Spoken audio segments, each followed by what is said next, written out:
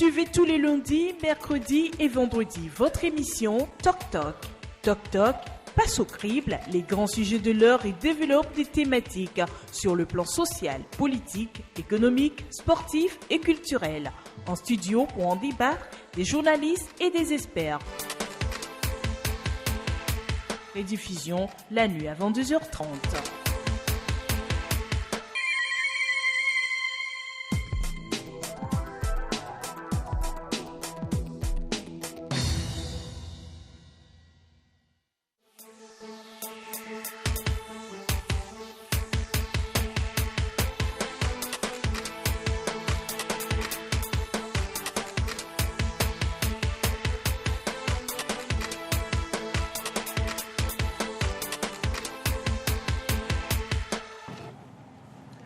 Mercredi 15 juin de l'année 2016, mesdames, messieurs, bonjour. Très heureux de vous retrouver sur LCF et City FM pour l'émission Toc Toc. Ce mercredi, nous recevons en studio deux confrères. Il y a un nouveau qui est arrivé, il s'appelle Firmin Teko Agbo. Bonjour mon frère. Bonjour Junior Menounia, merci de m'avoir invité. Merci d'avoir répondu à votre invitation aussi. Je vous en prie. Alors, en face de Firmin Teko Agbo, il y a un habitué de la maison, son nom, Alirou Tchakala, le patron du courrier de la République. Bonjour Alirou. Bonjour Junior, bonjour à toutes celles et tous ceux-là qui nous suivent en ce test. Alors, tout à l'heure, dans la deuxième partie, nous aurons un invité qui aussi est habitué à cette émission. Il s'appelle André Kani Afanou, avec lui on va parler de l'initiative prise par la plateforme citoyenne Vérité Justice qui a donc réuni la semaine dernière à Lomé les politiciens et les membres de la société civile autour d'un débat citoyen. On en parlera tout à l'heure avec bien sûr notre invité de la deuxième partie. Avant tout chaud, mesdames, messieurs, voici la une des journaux.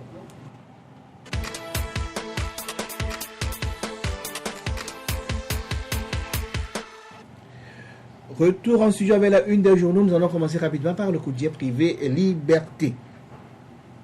Liberté, donc, qui titre à sa une en ce mercredi 15 juin 2016. Rapidement, si vous permettez. Comme l'homme Klassou à la primature, 1 an d'Atalakou à Fort Nyasingbe de figuration de néant. Alors, on va poursuivre rapidement avec d'autres titres, vous permettez. C'est là. Une seconde. Des petits soucis avec petits soucis techniques. Une seconde, c'est très bien. Un souci. Attends, j'arrive. Alors, on continue avec Focus Info. Politique RFA Togo, la nouvelle idylle. Coopération renforcée, 40 milliards de francs CFA d'aide annoncés au terme de la visite d'État de Fort Nyasingbe. Économie, tourisme, comment relancer le secteur qui ne représente que 2,2% du PIB malgré les atouts TIC. Le Togo parie sur Huawei, la société d'électricité. Plus de 60% des branchements sont des toiles d'araignée dans certaines zones vers la fin des réseaux sauvages. Interrogation dont la réponse se trouve dans le journal Focus Info. Le Messager est titre: l'Allemagne et le Togo mettent dans la main 40 milliards de francs CFA d'aide destinée au Togo pour la période 2016-2017. Manifestation contre la reprise de la coopération entre l'Allemagne et le Togo, la bêtise d'une minorité de la diaspora en Allemagne. Interview du directeur technique de la RSE, Abdoulaye Abbas. Le règlement de gestion de la redevance pour l'éclairage public au Togo permettra de fixer les règles de gestion de la redevance pour l'éclairage public. Le Mania libéré est dans les kiosques également. Le Mania libéré titre: question des réformes institutionnelles et constitutionnelles, laisser l'ombre pour reprendre la proie. Opposition entre les marches et la pression sur Madame Awanana. Décentralisation et élections locales, tout sur le débat à l'hôtel Eda Oba. Nous allons donc terminer avec l'alternative qui est sortie hier, mais toujours disponible dans les kiosques. L'alternative de notre confrère Ferdinand Haïté, donc qui titre à sa une Primature. La une de l'alternative. Primature comme Klassou, 1 an d'immobilisme à la tête du gouvernement. Il y a d'autres titres également que vous pouvez voir dans ce journal. Mesdames, messieurs, toutes nos excuses pour ces petits errements dus au problème technique. On revient tout à l'heure derrière la pause pour retrouver nos invités pour le débat.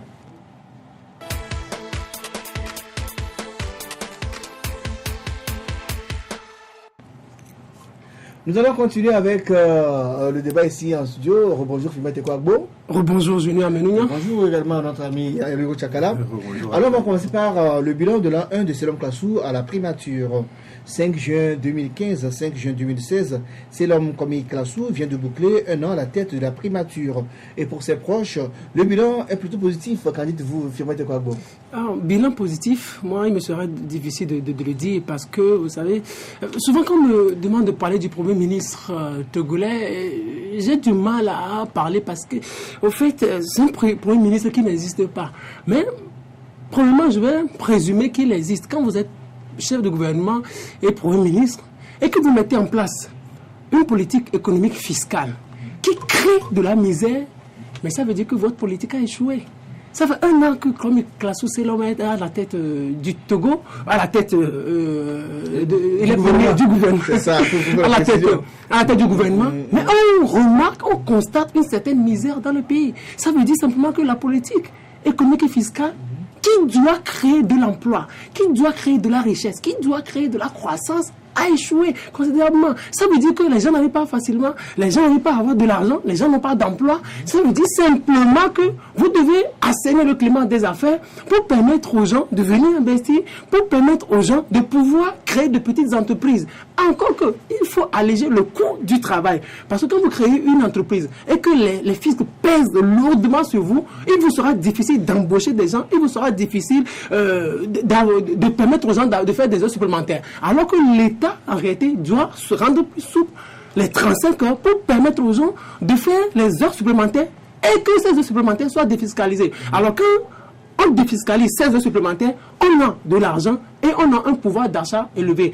En réalité, avec le pouvoir d'achat, c'est l'État qui profite. Parce que quand vous avez de l'argent, Junior Menounia, vous avez de l'argent, vous avez la possibilité d'aller facilement dans le supermarché, d'aller dans les magasins, d'aller au marché pour pouvoir consommer. Et indirectement, l'État prélève des taxes et on renfloue les caisses de l'État. Le Premier ministre, son patron était entre-temps en Chine. La Chine, on doit s'inspirer de ce que la Chine fait. Parce que le Togo a déjà amorcer ce qu'on appelle l'émergence. La Chine a changé de politique économique. Le Togo doit s'inspirer parce que quand on va en Chine, au-delà des contrats économiques qu'on peut signer, on peut s'inspirer de ce qui se fait de bien. Puis la Chine, c'est un pays émergent. On peut s'inspirer de ce qui... C'est la première puissance économique. Exactement. C'est un pays émergent. C'est un pays émergent. La Chine, c'est un pays émergent. On doit s'inspirer de ce que la Chine est en train de faire. La Chine a changé de politique économique parce que quoi?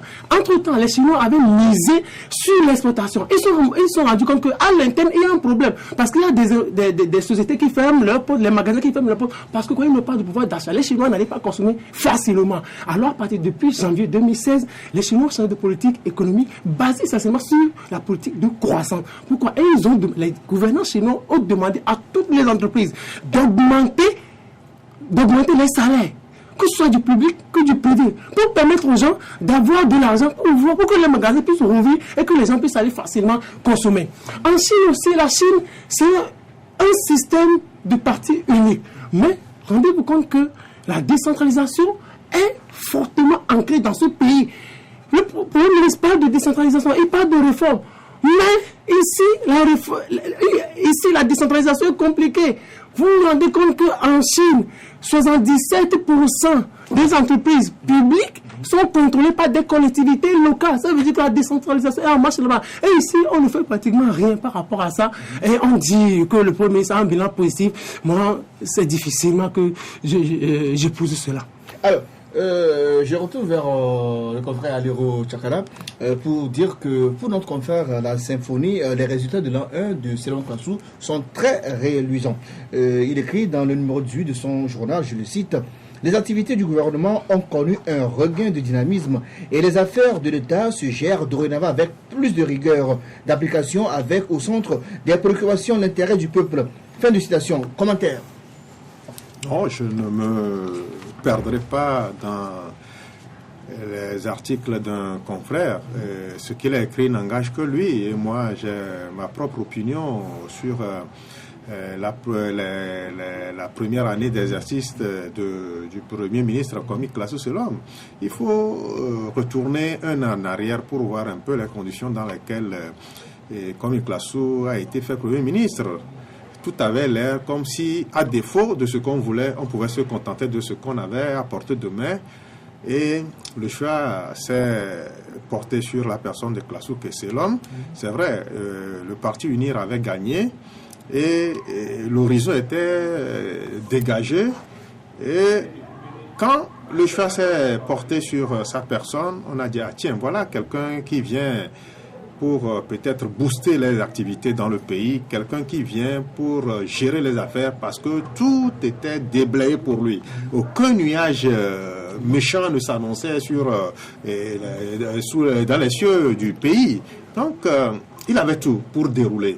Mais malheureusement, un an après, on a vite fait déchanter. Le Premier ministre n'est que l'ombre de lui-même. Le Premier ministre, c'est le monsieur qui, toutes les fois qu'il apparaît sur les écrans, ne fait que dire sur instruction personnelle du chef de l'État. Mais lui, Premier ministre, il ne vient pas il doit tout faire sur instruction personnelle du chef de l'État. Je crois que sa présence, même à la primature, n'avait aucun sens. Là, on devrait trouver quelqu'un, le chef de l'État devrait trouver... C'est la Constitution qui a donc déployé au-delà du fait que le Premier ministre soit aujourd'hui le coursier du président de la République. On a vu des premiers ministres dans ce pays qui avaient géré le pays dans les mêmes conditions que lui. Mais eux, ils ne sont pas singularisés de cette triste façon. Permettez-nous que nous le disions. On ne va pas dire à quelqu'un que non, ce qu'il fait c'est bon, alors que ce que nous voyons, nous sommes les acteurs. C'est sur nous que retombe tout ce qu'il est en train de produire comme action gouvernementale. Mais nous ne voyons aucune lisibilité là-dessus. On ne se retrouve pas, on perd nos repères. Classou Selom, qu'est-ce qu'il a pu changer? Je vous cite quelques points positifs son actif. Alors avec la Selom, on a la régularité des conseils des ministres ces derniers mois et ça se termine toujours avec des décisions de toute importance selon ce que j'ai appris dans plusieurs journaux. On évoque aussi l'apaisement du climat social sous Classou, une rentrée scolaire apaisée, adoption du statut général de la fonction publique, baisse des prix des produits pétroliers, dont on met tout ceci à son profit ou bien on doit dire que c'est le chef de l'État qui a fait. Non, mais à son profit par rapport à quoi? Non, on voudrait voir un Premier ministre de terrain, un Premier ministre d'action, un Premier ministre qui va sur le terrain constater. C'est pas un Premier ministre qui s'enferme dans les quatre murs et que toutes les fois que l'occasion lui permet de sortir et de prendre le bel air extérieur et qu'il se mette à nous fredonner les mêmes refrains. On l'a vu à plusieurs reprises au stade de Radisson Blu au Palais de Congrès. Non, arrêtez ça. Le Togo ne s'arrête pas. Radisson Blu est encore moins à Kiev pour la réception de ce que nous avions vu la dernière fois quand il allait réceptionner les motopompes et consorts. Non, le Togo, c'est de Lomé à 5 et il faudrait qu'il aille sur le terrain. Au moins une première fois, il s'était essayé quand l'épidémie de méningite sévissait. Il est allé sur le terrain. Donc, c'est ce que nous voudrons de notre promise. Qu'il aille sur le terrain, qu'il prenne attache avec les paysans, avec les groupements de production. Et là, il prendra en compte les besoins cruciaux de cette frange de la population et il viendra matérialiser les préoccupations là avec du concret. C'est ce qu'on veut, mais pas seulement venir nous fredonner ce que vous et nous sachions. On sait que c'est le président de la République qui l'a positionné là-bas, mais il a positionné là-bas pas pour qu'il fredonne des louanges en son intention, mais pour qu'il travaille, pour qu'il bosse, pour créer la richesse dans ce pays. Quand vous prenez son programme de société qu'il a déroulé devant les députés, il faut un peu revisiter cela pour voir où est-ce qu'il en est avec cet alléchant programme. C'est bon, mais aujourd'hui, au regard du temps qui avance, qu'est-ce qu'il a pu faire pour matérialiser ça avec du concret? Rien. Mais ce que moi je peux retenir, c'est qu'il a changé son look, il s'habille bien. C'est tout ce que moi je peux prendre. Il s'habillait bien. Avant d'être Premier ministre, il a été plusieurs fois ministre, il a été Premier vice-président de l'Assemblée nationale, donc quand même c'est un monsieur qui connaît le luxe avant d'arriver à la primature. Bon, c'est vous qui le dites, mais je ne sais pas vous le concéder. Prenez un peu la une de l'alternative. Le jour où il devrait avoir passation de service, il est venu en manteau et non en veste. Et aujourd'hui, vous le voyez, c'est un monsieur bien. Ça, on peut dire que ça a changé.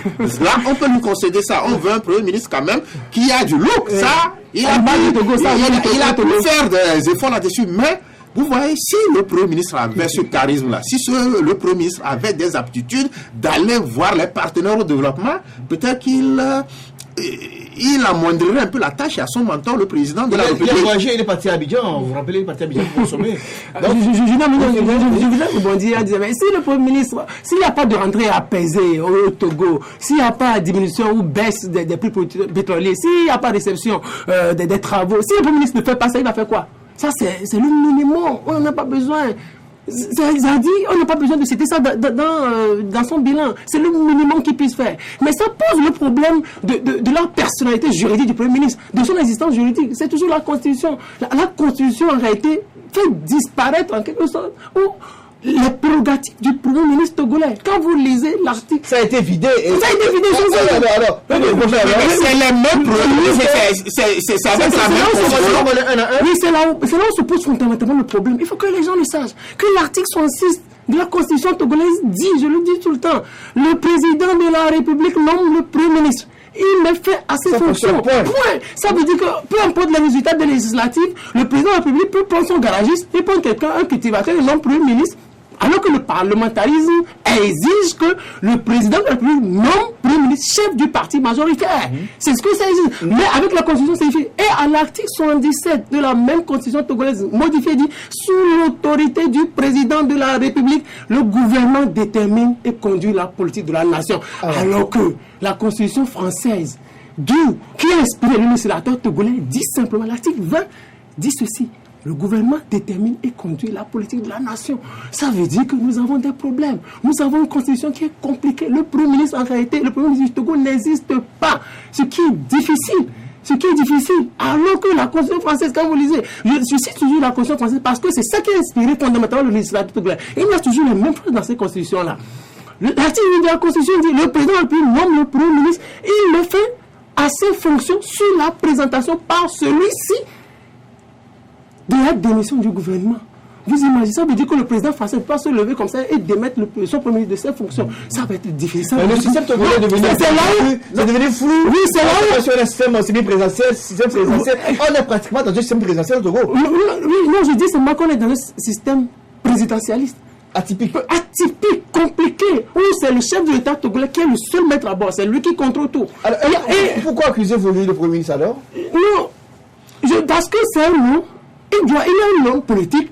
Quand il vient à un poste, quand on le nomme à un poste, il doit prouver qu'il est compétent. Il doit prendre des initiatives qui nous disent exactement sa politique économique, qui nous disent exactement sa politique environnementale, qui nous disent exactement sa politique sociale. Les gens souffrent, les gens... C'est pas lui qui imprime la dynamique. Oui, c'est pas lui, mais aussi il faut qu'il propose. S'il propose, et s'il voit que mais ça ne va toujours pas, que lui propose ça ne va pas, mais il peut être amené à démissionner. C'est là où on doit toujours faire appel aux réformes. Je sais que vous allez parler de ça dans la deuxième partie.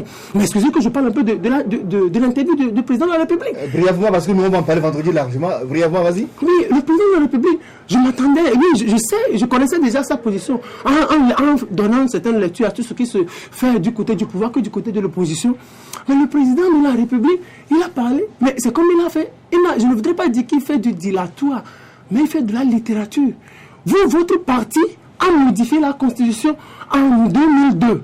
Le parti à l'époque n'avait pas mis en place une commission pour réfléchir sur une éventuelle réforme ou sur une éventuelle révision de la Constitution. Le parti s'est levé unilatéralement et a modifié la Constitution.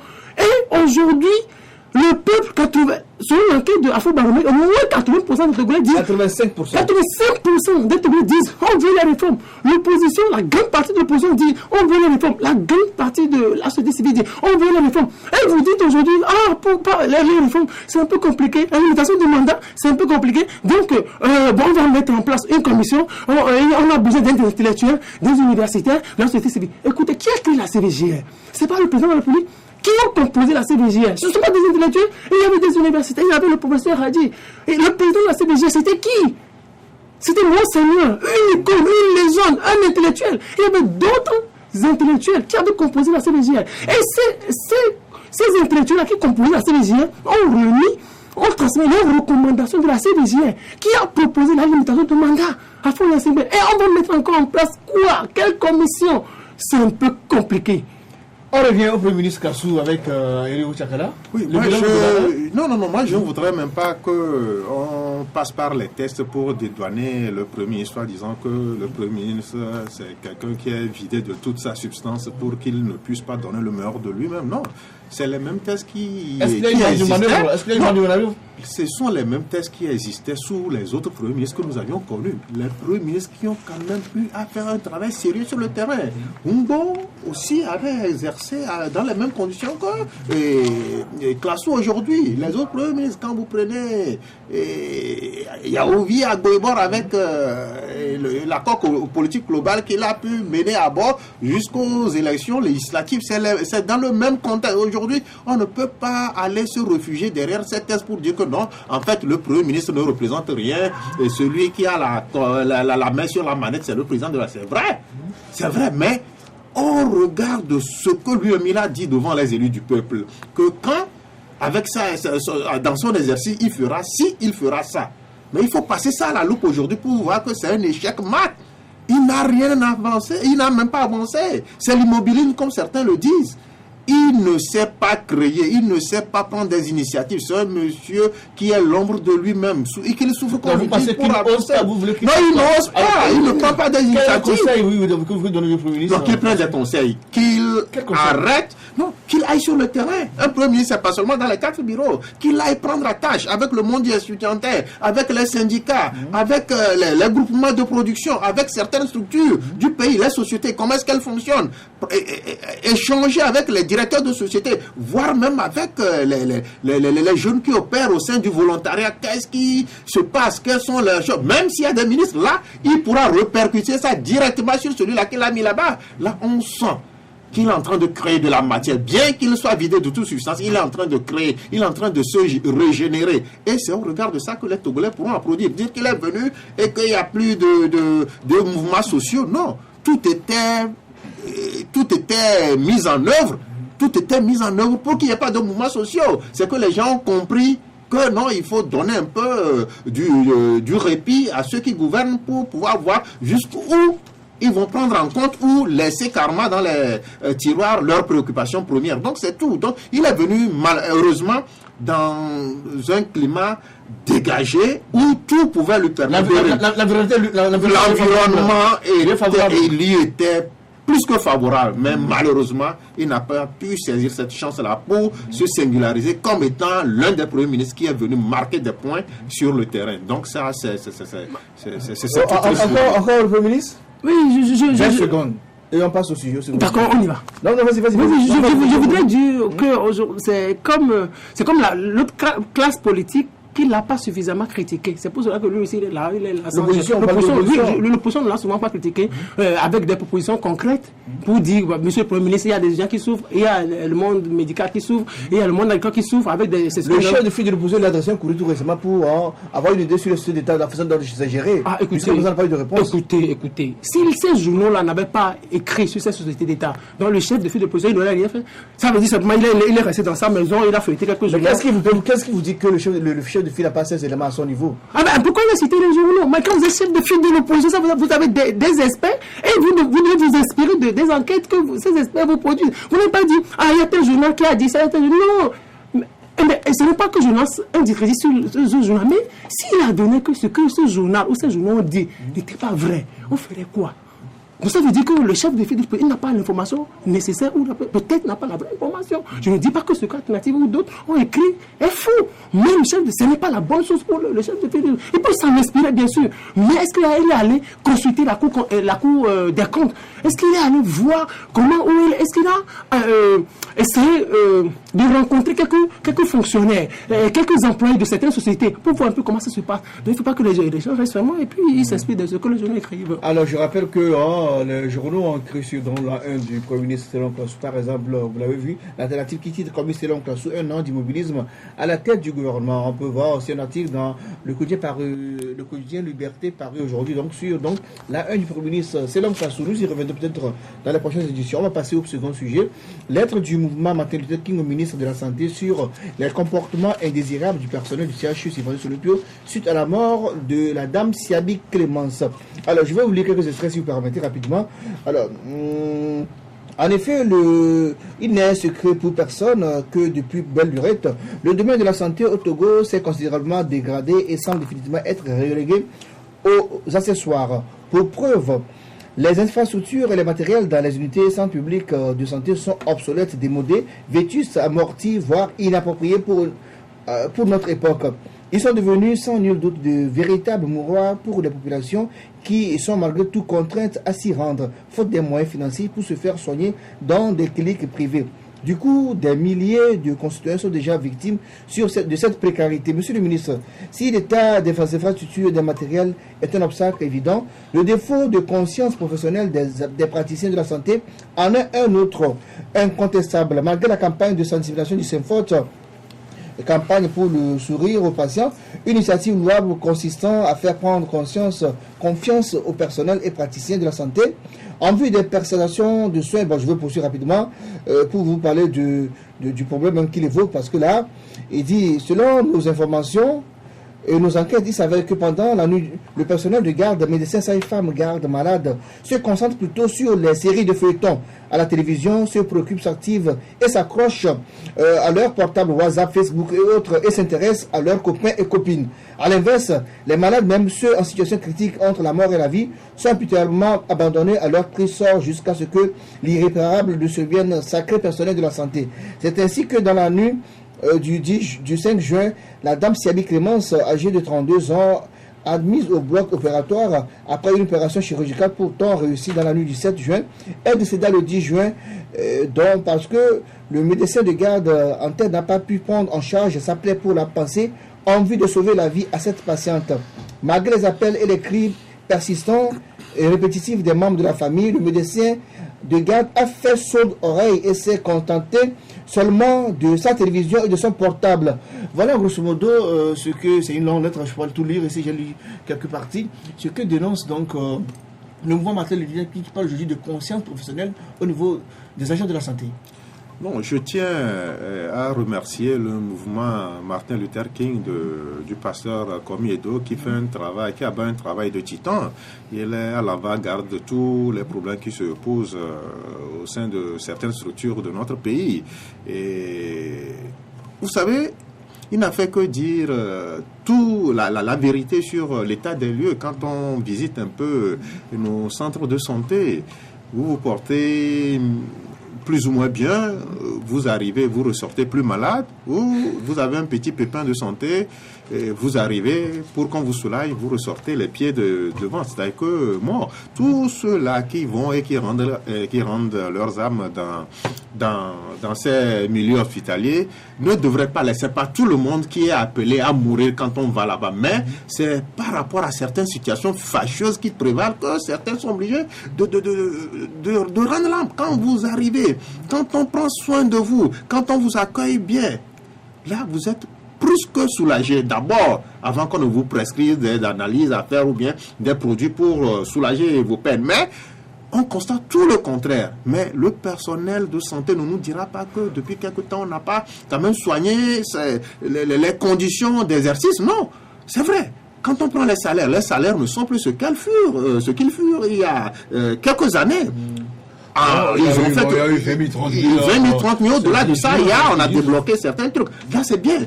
Ils ont prêté un serment, celui de sauver des vies. Et rien ne pourra justifier leur comportement au point que certaines viennent à mourir pour des négligences aussi terribles que ce que Martin Luther King a évoqué dans ses colonnes. Donc, c'est extrêmement grave. Et je me dis que tout le temps on ne fait que répéter cela, on ne fait qu'interpeller les ministres qui se sont successivement qui se sont succédés à la tête de ce département censé, mais rien ne change apparemment. Qu'est-ce qui se passe? Les gens préfèrent laisser les malades à leur trésor, même si on peut les soulager, pour aller s'occuper d'autres affaires frivoles qui n'ont rien à voir avec ce pourquoi ils sont payés. Là, c'est chose, mais on reste de marbre, on assiste en spectateur parce que quand ces premiers responsables-là, qui sont censés taper du poing sur la table, quand ils sont malades, c'est pas dans nos hôpitaux qu'ils se soignent. Ils ont quand même les moyens et ils prennent. Au-delà même des cliniques privées de chez nous ici, ils vont à l'extérieur se soigner, ils vont à l'extérieur faire leur bilan de santé. Donc quand on vient leur raconter des situations telles quelles, ils n'en reviennent pas parce qu'ils n'ont jamais vécu ça. Aucun de leurs parents ne s'est jamais trouvé confronté à de pareilles situations. Donc, ils trouvent comme si c'était des miracles, comme si c'était des racontats, alors que c'est vrai. C'est vrai, c'est une situation de non-droit. C'est une situation vraiment qu'aucune conscience sérieuse ne pourra supporter ce qui se passe dans nos milieux hospitaliers. Donc, il va falloir... On a pensé que quand le professeur Mijia est venu, avec tout le bien qu'on pensait de lui, mais il est venu apparemment... Bon, il est en train de se mélanger dangereusement les pinceaux, rien de chose, et le seul antidote qu'on a entre-temps tenté, c'est de privatiser certains services, notamment la radiologie, le scanner. Non, les gens n'ont pas besoin de ça. Dans aucun pays sérieux, dans aucun pays, on n'a jamais privatisé ces choses-là. Si les gens veulent, si certains qui ont envie de faire le scanner, s'ils n'ont pas besoin de le faire dans les milieux hospitaliers, notamment le CHU, ils peuvent aller dans les cliniques privées. Libre à eux, mais aller leur donner cette option comme si au niveau du CHU, tout doit se payer comme si c'était des cliniques privées. Là, je crois qu'on a franchi le pas de l'indécence et il faut arrêter le mal avant qu'il ne soit trop tard. Je voudrais dire juste quelque chose qu'il faut remarquer parce que le confrère Tchakala tout dit. Il faut qu'on forme les gens, les citoyens togolais, sur la notion élémentaire du droit. Parce que ce qui se passe, c'est des cas légion. On dit, vous amenez votre être cher à l'hôpital et puis vous apprenez par négligence de quelqu'un, la personne meurt. C'est compliqué. Si on commence par poursuivre des gens, si on commence par engager des actions judiciaires, je pense que les choses vont commencer par changer. Regardez par exemple, avec cette histoire de négligence, la personne est morte facilement. Alors, il faut chercher la responsabilité. Il faut chercher la responsabilité et de l'hôpital et du médecin. Parce que, on dit souvent, la faute peut se détacher du service, mais le service ne se détache pas de la faute. On peut engager, on peut avoir la responsabilité civile et la responsabilité administrative à ce niveau-là. Alors moi, j'ai causé avec certains médecins, ils me disent que cette histoire-là, ils ne croient vraiment pas. Et bon, je peux vous lire quelques messages ici. Vous permettez rapidement, et par rapport au communiqué du MMLK, je suis d'accord qu'il y a beaucoup de choses à corriger dans nos comportements en tant que soignant, mais je crois que l'opinion doit être située davantage. Une plaie opératoire qui n'a pas été pensée au lendemain de l'opération qui serait la cause du décès, je ne suis pas sûr. Aussi sadique que le personnel puisse semble être ou est, je ne vois pas un humain qui puisse faire la sourde oreille à l'appel désespérant d'un agonisant. Connaissons-nous réellement chaque personnel du CHU avec son titre et rôle? À part les sages-femmes qui sont en habit carolé, rose, tout le reste est mélangé, sans le respect des blouses appropriées. Les gardes malades sont maintenant en blouse verte des chirurgiens ou en blanc des médecins et infirmiers pour les manœuvres, n'en parlons pas. Pour la population qui vient demander une prestation du CHU, elle appelle tout le monde médecin dans l'ignorance. On aura le temps d'inviter ici pour nous expliquer davantage, parce qu'ils disent que c'est pas évident que ce soit un médecin, c'est un garde malade qu'on a payé et qu'on confond à un médecin. Non, ce que vous venez de lire est extrêmement grave. Ça veut dire que le péril est gros à la tête du Kilimandjaro. Dire que même les petits commis s'habillent en verre de médecin, mais on n'est pas dans une jungle où on s'amuse avec la vie des gens. Mais qu'est-ce que les premiers responsables de ce centre-là font pour discipliner des gens là? Je ne vois pas une sage-femme s'habiller en médecin, chose là. Si tant est que c'est comme cela, là ça veut dire qu'il y a un problème quelque part. Donc quelque part, la lettre de Martin Luther King et la réponse qu'on attendait tenter de nous donner pour peut-être se dédouaner de la situation, elle est malvenue. Elle est malvenue. Ça veut dire qu'il y a pire que ce que Martin Luther King a évoqué. Un garde, ou bien comment ça s'appelle, je ne connais même pas leur stratification, mais qui s'habille comme un médecin et... Non, il n'y a pas de différence au niveau des tenues, parce que les tenues se confondent aujourd'hui. C'est ça le problème. Mais personne ne gère cela, personne ne tape de poing sur la table pour réguler ça. Là, ça veut dire qu'on a ouvert grandement les vannes pour que chacun fasse ce que bon lui semble. Et là, moi, je suis pas surpris. Si on essaie même de dire que non, on ne voit aucun médecin, ils font pire que ça. Ils préfèrent, bien qu'ils soient de garde, ils quittent leur service pour aller peut-être opérer ailleurs. Mais les conditions, ils ont prêté serment pourquoi? Ils n'ont pas prêté serment d'amasser les sous, mais de sauver des vies. Vous permettez, il y a absence du personnel soignant, il y a absence du matériel, il y a... Allez au CHU, vous avez fait faire un tour au CHU tous ces derniers... Si. Vous allez voir, les conditions de travail sont pénibles. Et Et c'est ça qui leur fait obligation de quitter leur poste et laisser les gens périr. Pour l'instant, je ne le dis Non. On ne peut pas justifier cela. cela. Un responsable de Saint-Forte ou bien une association de médecins vont venir nous dire davantage dans les jours à venir. Avant toute chose, nous on va marquer une pause et on va recevoir tout à l'heure. Derrière la pause, on va inviter qu'il y a là. André Kani Afanou, la pause publicitaire et on vous revient.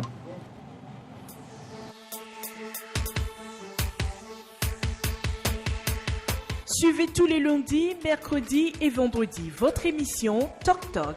Toc Toc passe au crible les grands sujets de l'heure et développe des thématiques sur le plan social, politique, économique, sportif et culturel. En studio pour en débattre, des journalistes et des experts. Rediffusion la nuit avant 2h30.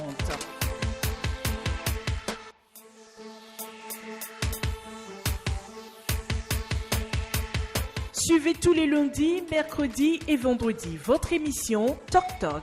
Toc Toc passe au crible les grands sujets de l'heure et développe des thématiques sur le plan social, politique, économique, sportif et culturel. En studio pour en débattre, des journalistes et des experts. Rediffusion la nuit avant 2h30.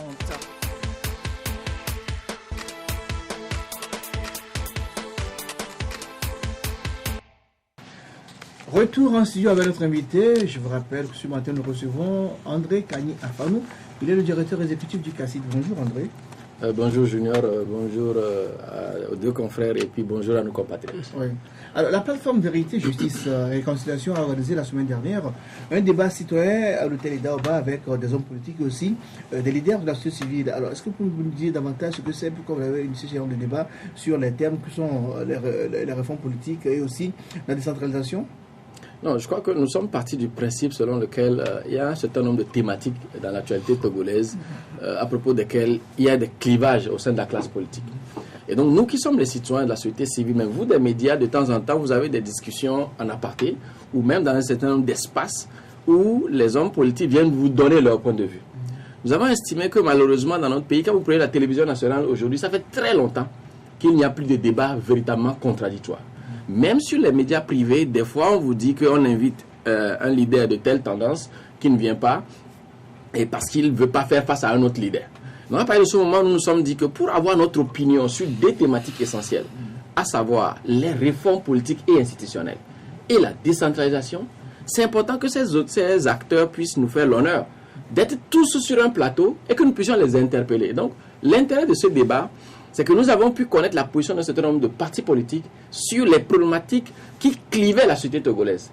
Et non seulement nous avons pu connaître ces positions-là, mais nous avons pu les interpeller, leur poser des questions, leur demander des clarifications, de sorte qu'au final, en tant qu'acteurs de la société civile, nous puissions nous dire, ok, après avoir écouté tel, voici de notre point de vue ce qui est bon pour le peuple togolais. Et ce débat, je terminerai avec ça, s'inscrivait simplement dans une perspective de contrôle citoyen de l'action publique. Vous savez qu'au terme de l'article 21 de la Déclaration universelle des droits de l'homme, les citoyens ont le droit de choisir ceux qui vont les diriger. Mais le corollaire de ce droit, c'est que lorsque quelqu'un est choisi, la personne doit rendre compte à intervalles réguliers aux citoyens. Ce compte rendu se fait à travers le Parlement, à travers les médias. Malheureusement, dans notre pays, par exemple, le chef de l'État n'est pas habitué à faire des conférences de presse. Mais nous avons pensé que avoir le privilège de recevoir sur un même plateau le parti au pouvoir, le parti de l'opposition et d'autres partis pouvait effectivement nous permettre de contrôler, si cela était permis, l'action qu'ils sont en train de mener et éventuellement de leur proposer des suggestions sur ce qu'ils ont comme perspective. Alors, à l'issue de ce débat, est-ce que vous avez tiré des conclusions, vous avez une idée sur la position des uns des autres en ce qui concerne la question des réformes politiques qui donc continuent pas à secouer notre classe politique depuis plusieurs mois? Oui, bien sûr. Et d'ailleurs, nous avons clairement, quand nous invitions les différents responsables, encore une fois, on voudrait les remercier parce que rien ne les obligeait à venir. Moi, j'ai eu la chance personnellement de discuter avec les premiers responsables de ce nombre de partis politiques qui ont dit l'exercice, il est bon, nous voulons nous soumettre volontiers. Notre espoir, c'est que pour le prochain exercice, qu'ils puissent continuer par venir éclairer les citoyens sur la pertinence des actions qu'ils sont en train de mener. Donc, je peux, sans trahir de secret, dire que si ça se passe bien en juillet, nous ferons la deuxième édition des débats publics où les politiques ou les membres des institutions de la République seront face aux citoyens. Mais là, il y avait deux thématiques essentielles par rapport auxquelles nous voulions clairement savoir qu'est-ce que l'ANC pense, qu'est-ce que UNIR pense, qu'est-ce que le CAR pense. cette thématique, la première thématique, c'était les réformes politiques et institutionnelles. Et les débats qu'il y a dans notre pays, sur les réseaux sociaux, sur les médias, dans la presse, depuis la semaine passée, ont essentiellement été suscités par le fait qu'un parti comme UNIR a clairement dit que pour lui, l'accord politique global est caduc. Cette position-là, je pense que c'est l'une des premières fois que cette position a été aussi clairement exprimée. Donc, de ce point de vue-là, nous sommes satisfaits. D'autres partis, naturellement, ont réagi en disant que l'accord politique ne pouvait pas être caduc. Maître Isabelle Amégaï, Maître Apévan, le responsable de Adi et d'autres. Donc, ils ont eu le mérite, effectivement, de donner eux aussi leur position. Et nous, au niveau de la société civile, on les a interpellés. Sur la question de la décentralisation aussi, où, après l'intervention du chef de l'État face au chef traditionnel, on a beaucoup estimé que le processus de décentralisation venait de commencer. En réalité, il n'y a pas d'action concrète qui a déjà été menée à ce jour. Donc, chaque parti, sur cette question-là aussi, nous a expliqué quelles sont leurs positions de façon concrète, les avancées qu'il y a, quelle est l'appréciation qu'ils ont par rapport à ces avancées-là, et quels sont les défis qu'il y a à relever. Si on veut que le processus de décentralisation soit mené, de façon inclusive, et si on veut que ce processus réussisse. Donc, nous sommes plus que satisfaits que ces partis aient pu nous donner leur position. Et au final, effectivement, nous, en tant qu'acteurs de la société civile, et même vous, je crois, des médias, vous avez une idée claire. Et dans vos analyses, vous saurez alors, au regard des positions clairement exprimées, qu'est-ce qu'il faut proposer. Parce qu'en réalité, on ne le dira jamais assez, le chef de l'État, le Premier ministre, les responsables de l'Assemblée nationale et les responsables des institutions, ils y sont en réalité par délégation de pouvoir. C'est-à-dire que c'est nous qui, en 2015, avons été mobilisés. Ils sont allés sur le terrain, ils ont dit, votez pour nous. Si vous votez pour nous, voici ce que nous allons faire. Et donc, c'est nous qui avons le devoir de dire, ok, ce que vous êtes en train de mener comme action, ça nous satisfait. Ou bien, nous aurions aimé que vous proposiez d'autres réorientations. Et donc, nous, en tant que citoyens, c'est vraiment aussi un devoir, c'est sans complexe, que tous les citoyens doivent reconnaître que lorsque le chef d'État Faure Gnassingbé dit quelque chose, ils ont le droit de se prononcer dessus. Parce que généralement, dans notre pays, au regard de l'histoire politique que nous avons eue jusqu'en 1990 et un peu avant 2005, il y a quand même, à certains niveaux, des gens qui ont toujours peur d'exprimer leur opinion. Il y a des gens qui ont toujours l'impression que si dans leur opinion, peut-être l'administration dans laquelle ils travaillent ou l'institution qui leur donne des contrats va les leur couper. Donc moi je pense que la bonne nouvelle que nous voulons donner simplement à nos compatriotes, c'est qu'ils ont le devoir plutôt de se prononcer à intervalles réguliers. Vous voulez libérer la parole?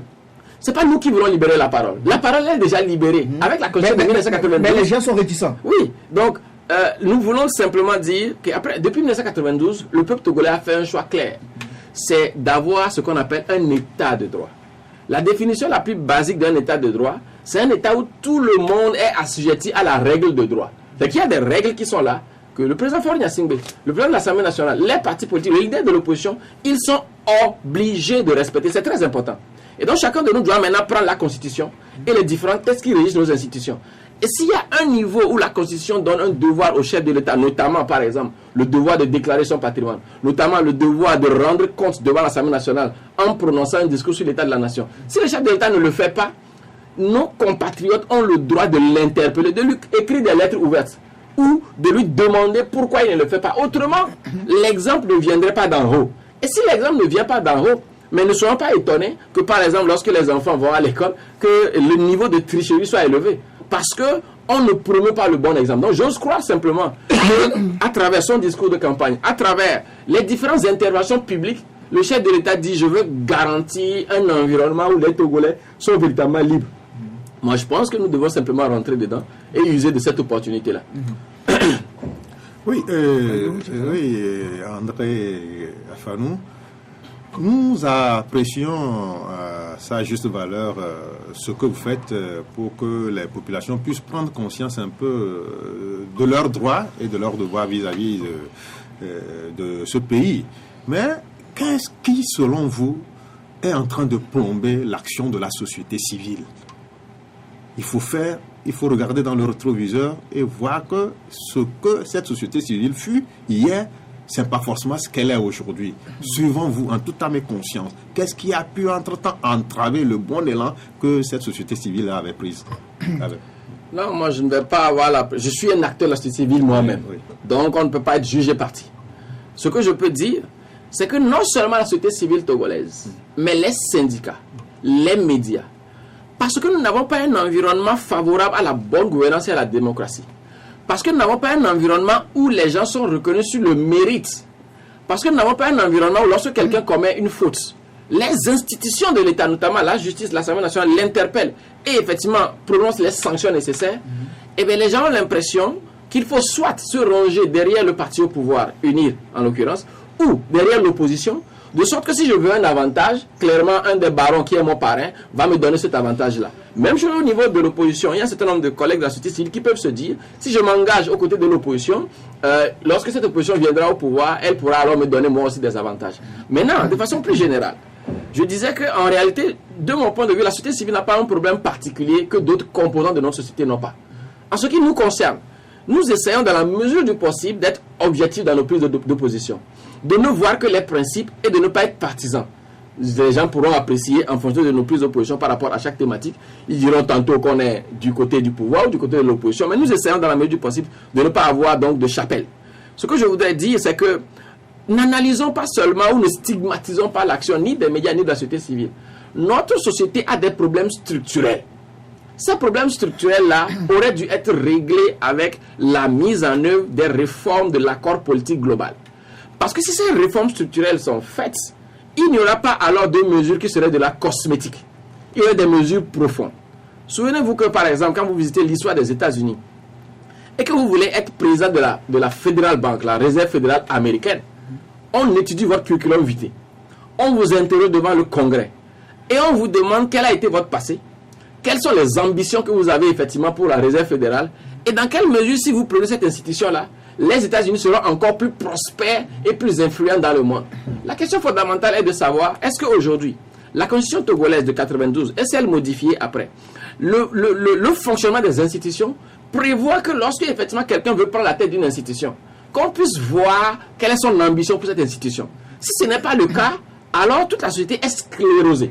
C'est d'ailleurs pour ça que nous nous engageons aussi, et ça c'est vraiment important que nous puissions le dire à nos compatriotes, nous au niveau du CACID de la plateforme citoyenne justice et vérité, nous nous engageons clairement à, je ne dirais pas à conduire, ce serait trop prétentieux, mais à faire partie d'un mouvement citoyen qui désormais dira au chef de l'État, Foresta Simla Nyasingbe, que je respecte, et à tous les responsables qui peuvent prendre des décisions ici et là, que nous voulons les réformes ici et maintenant.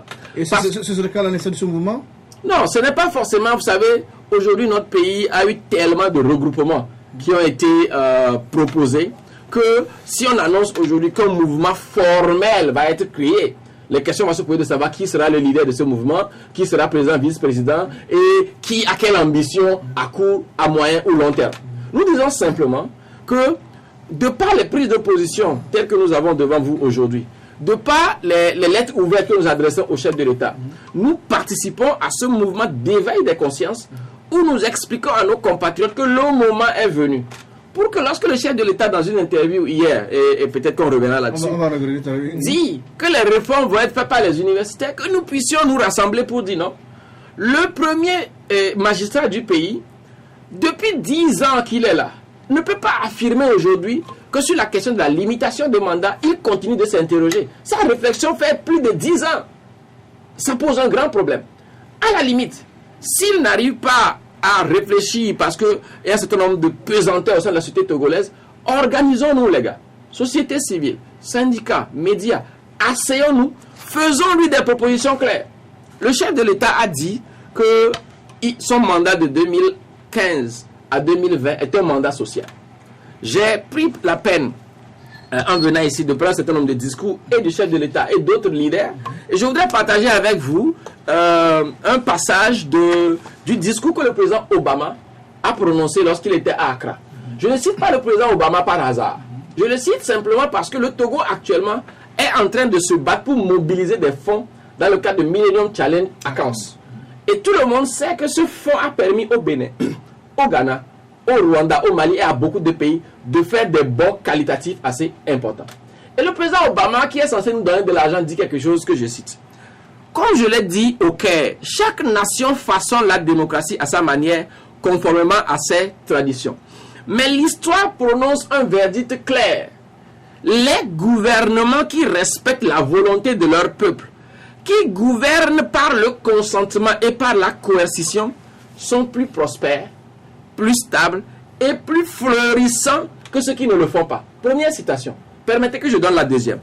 Le président Obama dit, en ce 21e siècle, des institutions capables, fiables et transparentes sont la clé du succès.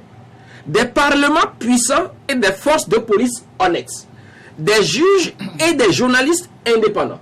Un secteur privé et une société civile florissant, ainsi qu'une presse indépendante. Tels sont les éléments qui donnent vie à la démocratie. Parce que c'est ce qui compte dans la vie quotidienne des gens. Quand vous prenez ce discours et bien d'autres, vous voyez clairement que les réformes qui sont proposées et qui doivent avoir pour objectif de déverrouiller les institutions togolaises ne peuvent pas ne pas faire du bien au président de la République lui-même, parce qu'il aura alors la crédibilité pour attirer beaucoup de ressources. Il mènera des actions pour améliorer notre quotidien. Il ne sera pas forcément obligé d'aller contracter des dettes que nous allons payer après.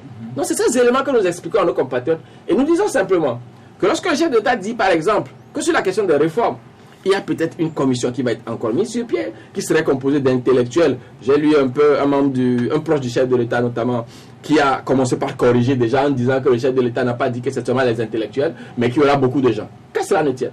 Mais, et c'est ce que mon frère Teko Agbo disait tout à l'heure, mais la question c'est de savoir, est-ce que l'accord politique global, il n'y avait pas des intellectuels là-bas?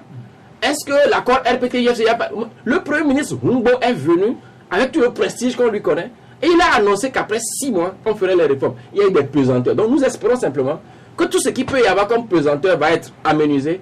Et nous, en tant que citoyens, nous ne voulons nous opposer à personne. Nous voulons contribuer à la réflexion. À la limite, nous voulons aussi faire des propositions concrètes que nous allons transmettre au chef de l'État, puisque apparemment ça n'avance pas comme on veut. Oui, André Kaniafanou, je voudrais juste vous poser une question. Est-ce que après le premier débat que vous avez organisé, le débat public, est-ce que vous êtes satisfait?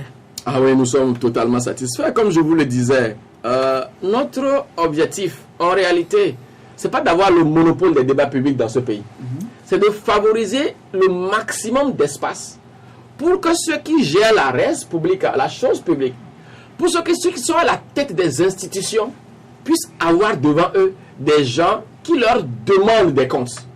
Parce que voyez-vous, chacun de nous, quel que soit l'environnement dans lequel il est, lorsque vous gérez quelque chose et personne ne vous demande des comptes, mais vous faites comme vous voulez. Ça se raconte par exemple que quand vous prenez l'aéroport international de Lomé, le chef de l'État est allé faire une descente une fois et il a constaté qu'il y avait des failles dans les prévisions au niveau effectivement de lorsque vous descendez là, les couloirs que vous prenez pour rentrer dans l'aéroport. Et il a réclamé effectivement que les choses soient corrigées. Pourquoi est-ce que le chef de l'État, lorsqu'il y a des travaux publics, notamment le contournement de Défalé et d'autres, pourquoi est-ce qu'il descend sur le terrain? Parce qu'il a compris que s'il n'y avait pas un contrôle derrière, les gens feraient à leur guise. Et donc aujourd'hui, nous voulons dire aux concitoyens, à nos compatriotes, vous avez le droit d'interpeller les responsables des institutions, d'interpeller la classe publique. Vous avez même le droit d'interpeller le leader de l'opposition. De 2005 à 2015, il y a un certain nombre de revendications que l'opposition formule. Il y a des marches qui ont été faites de 2010 à 2015. Les citoyens ont le droit de questionner Jean-Pierre Fabre, le leader de l'opposition, sur l'efficacité de ces marches-là. Parce qu'on n'a pas à demander aux citoyens... Les résultats. Oui. C'est-à-dire que nous avons le devoir, dans des espaces de débat contradictoires. Voyez-vous, je prends encore la France, les États-Unis, et même le Bénin récemment. Ceux qui ont pour vocation de gouverner les États-Unis, la France, le Bénin, ils font des débats contradictoires à la veille du scrutin. Actuellement, on a comme l'impression que quelqu'un comme Hillary Clinton sera probablement la prochaine présidente des États-Unis. Ouais. Mais vous imaginez que 2 ans avant, elle a dit « Je laisse tomber le département d'État, je veux me préparer pour justement affronter l'électorat. Je veux me préparer pour affronter... » Et les Américains, ils ont un génie extraordinaire. Ils ont mis en face de Hillary quelqu'un qui paraît fou, un Donald Trump, qui a des thèses les plus abracadabratesques. Pourquoi? Parce qu'on veut tester l'efficacité de Hillary, justement pour tenir tête aux thèses les plus folles. Et si Hillary arrive... Quand il veut chasser les musulmans des États-Unis, qu'elle sera président. Il y a pire que ça. C'est-à-dire que Hillary, on le sait, a fait ses preuves lorsqu'elle était au département d'État, même lorsqu'elle était aux côtés de son mari. Maintenant, ce n'est pas une raison pour dire automatiquement elle va être présidente. Donc le processus est tellement concurrentiel, de sorte que lorsqu'à la fin on dit que vous êtes le responsable d'une institution, tout le monde sait que lui là, il est compétent, il est bon, il est le meilleur. Actuellement, moi je serais attristé par exemple, je n'ai rien contre M. Pitan Tchala. Mais si à la fin des élections à la HAC, on nous dit que c'est M. Pitan Tchala qui est le président de la HAC, franchement, après avoir passé autant d'années à la tête de beaucoup d'institutions, quel rêve M. Pitan Tchala peut nourrir pour la HAC? Quelle est l'instance où ce rêve vous sera présenté à vous des médias? Quels sont les critères pour l'élire? Si ce n'est pas peut-être parce qu'il est proche du chef de l'État. C'est ça qu'on doit refuser. Ensuite, pourquoi est-ce que lorsque vous allez... Vous vous souvenez qu'actuellement on est en train de jouer la Copa América et on est en train de jouer la Coupe d'Europe. Et à la Copa América, un pays comme le Brésil a été éliminé. Au premier tour. Et moi je suivais l'actualité, on me dit que pour la Coupe d'Europe, par exemple, le Brésil serait, excusez-moi, la Belgique serait aujourd'hui le deuxième État en matière de football, n'est-ce pas? Mais la Belgique, il y a 10 ans, n'avait pas ce niveau.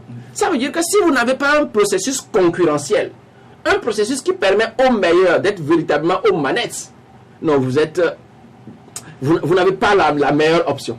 Or, le Togo, dans le Conseil des Nations, a le droit aussi d'être cité en exemple. On va évoluer parce que le temps joue contre nous. Hein. Le chef de l'État, Faure Gnassingbé, s'est trouvé hier au micro de nos confrères de la Deutsche Welle, la radio allemande, a laissé entendre, je le cite, qu'on ne peut pas demander à tous les pays d'Afrique de s'aligner sur une élimination de mandat à 2 parce que tous les pays n'ont pas les mêmes réalités. Votre réaction rapidement. Non, comme le chef de l'État est le chef de l'État, je ne voudrais pas me permettre de lui répondre. Je voudrais prendre encore, avec votre permission, une citation d'un chef d'État un peu plus compétent, un peu plus reconnu et qui dirige une plus grande puissance pour lui répondre. Le président Obama. Il dit, ne vous y trompez pas. L'histoire est du côté de ces courageux Africains et non dans le camp de ceux qui se servent des coups d'État d'une part ou qui modifient les constitutions pour rester au pouvoir. L'Afrique n'a pas besoin d'hommes forts. L'Afrique a besoin d'institutions fortes. La tendance aujourd'hui dans le monde, cette tendance, elle est à la limitation des mandats. Cette tendance, elle est claire, affirmée en Afrique de l'Ouest depuis des années. C'est d'autres pays africains avec un système... L'Afrique centrale, on avait l'Afrique centrale, Sassou Nguesso, les autres, eux, ils font le contraire. C'est les contre-exemples. C'est les contre-exemples, justement, qu'il ne faut pas suivre. Et donc, la question aujourd'hui, elle doit être de savoir, est-ce que lorsque le chef d'État va revenir au pouvoir, va revenir à Lomé, est-ce qu'il va créer un espace que pour vous, les journalistes, vous puissiez l'interviewer? Pourquoi est-ce que le chef d'État va accepter de se faire interviewer par la Deutsche Welle, par RFI et pas par les journalistes togolais? Ensuite, est-ce qu'il va créer un espace où nous, de la société civile, nous pouvons l'interpeller? Enfin, est-ce qu'il peut objectivement nous dire que s'il avait à choisir entre la limitation de mandat et la non-limitation, il serait pour la non-limitation? Et oui, si oui, pourquoi? Des exemples sont donnés souvent pour parler de la Grande-Bretagne, pour parler des pays où, effectivement, l'Allemagne, par exemple, où il n'y a pas la limitation de mandat. Mais les gens oublient que la société allemande, par exemple, de façon structurelle, a des mécanismes pour contrôler la gestion qui est faite par les hommes politiques du pouvoir. La société britannique, au-delà du prestige qui est conféré à la reine, a le Premier ministre qui a la réalité du pouvoir. Donc, ce qui se passe au Togo est simple. C'est un régime parlementaire. C'est ça. Et donc, ce qui se passe au Togo est simple. Nous avons eu, certains s'en réjouissent, d'autres non, moi je ne prends pas position, le président Eyadema Gnassingbé qui a dirigé le Togo jusqu'en 2005. Par la force des choses, son fils est arrivé au pouvoir dans les conditions que lui-même a qualifiées, comme vous savez. À partir de ce moment, et ça le chef de l'État l'a encore dit, il dit qu'il y a eu des efforts qui ont été faits pour légitimer son pouvoir. Ça veut dire qu'il reconnaît un péché originel. À savoir que quand il est arrivé, il n'y avait pas la légitimité qu'il faut. C'est déjà un péché originel. Deuxième chose, pour avoir cette légitimité-là, la légitimité se définit comment? Par le fait que vous prenez une mesure et vous savez que la majorité de votre peuple est pour cette mesure-là. Afrobaromètre a démontré l'année passée que près de 85% des Togolais veulent la limitation de mandat. Ensuite, il est clair que même au sein du parti au pouvoir, il y a aujourd'hui des jeunes cadres que moi je connais, qui veulent diriger la RAC, qui veulent diriger les institutions, qui veulent diriger le Togo demain. Blaise Compaoré a commis l'erreur de penser que c'est lui seul qui était le guide éclairé qui pouvait diriger le Burkina Faso. Il est parti. Roch Marc Christian Kaboré tient les manettes. Donc je refuse de penser que le chef de l'État actuellement ne veut pas laisser de la place pour qu'une autre famille biologique, quoi que l'on dise, C'est la même famille biologique qui est là depuis 50 ans.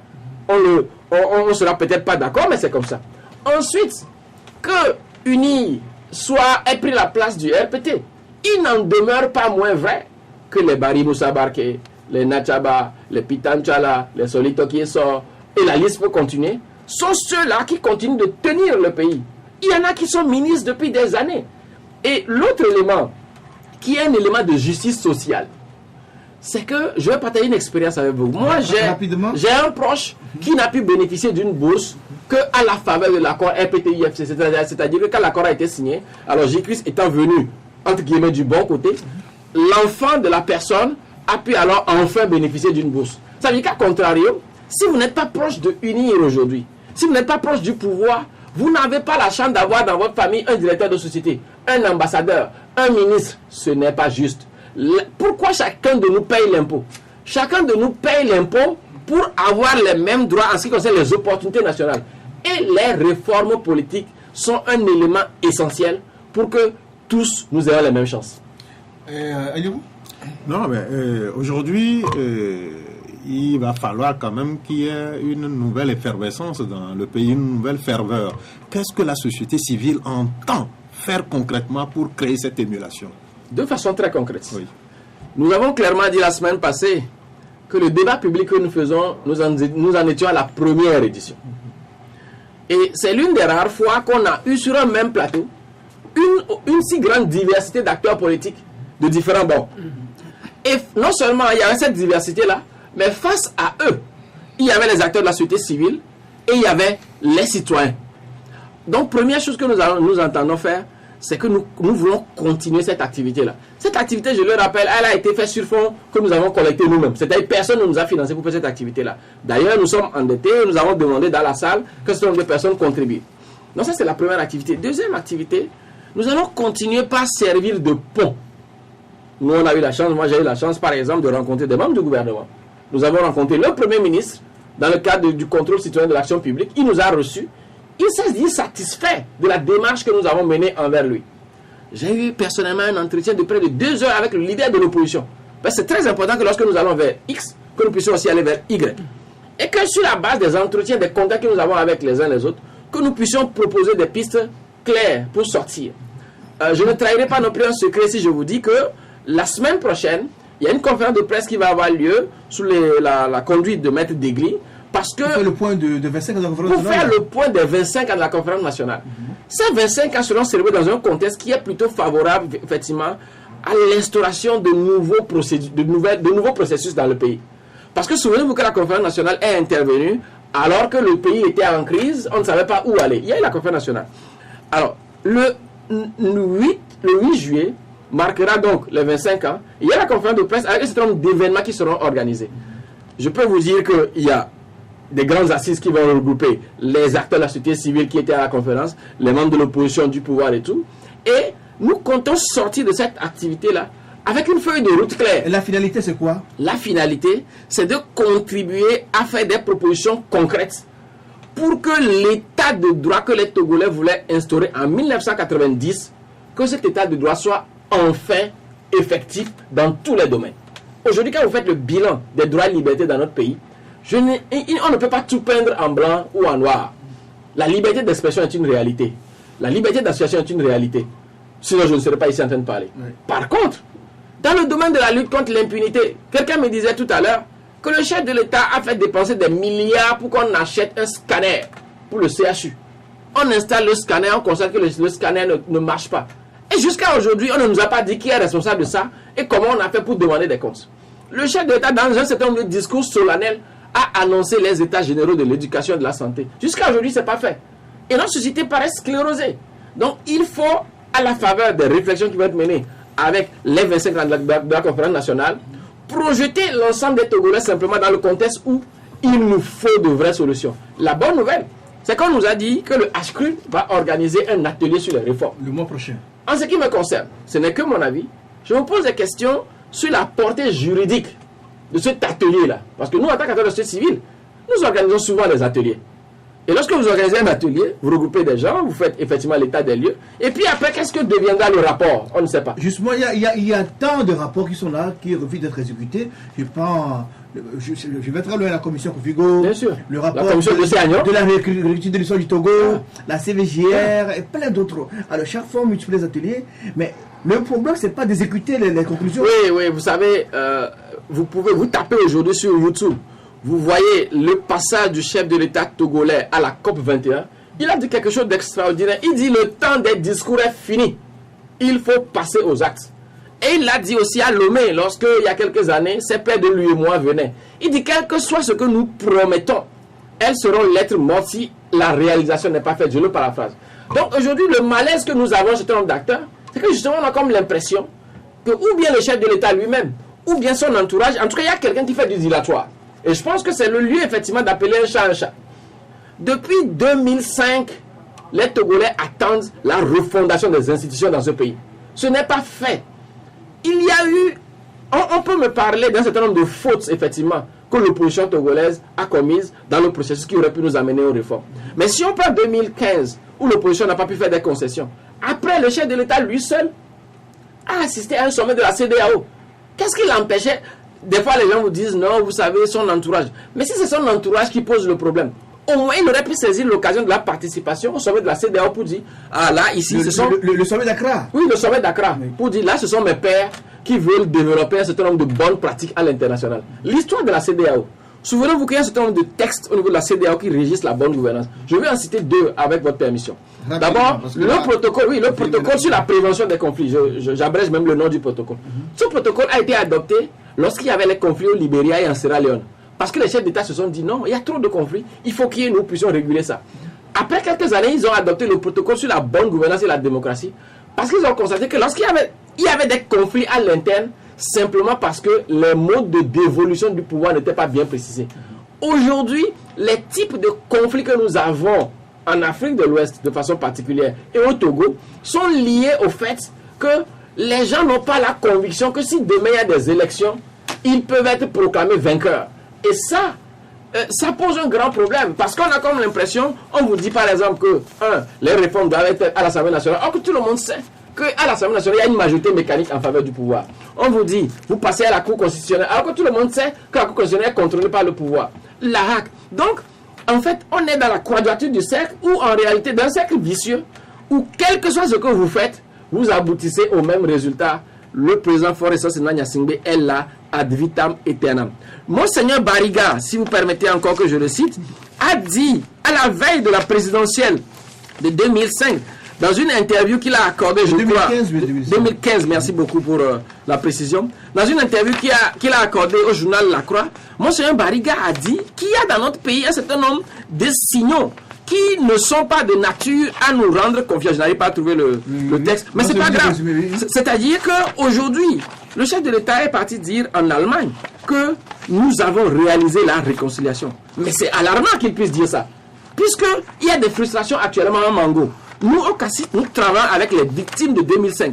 Je puis vous dire que pas plus tard que ce week-end, l'une des victimes appelait encore pour dire à quand notre salut, à quand le bout du tunnel.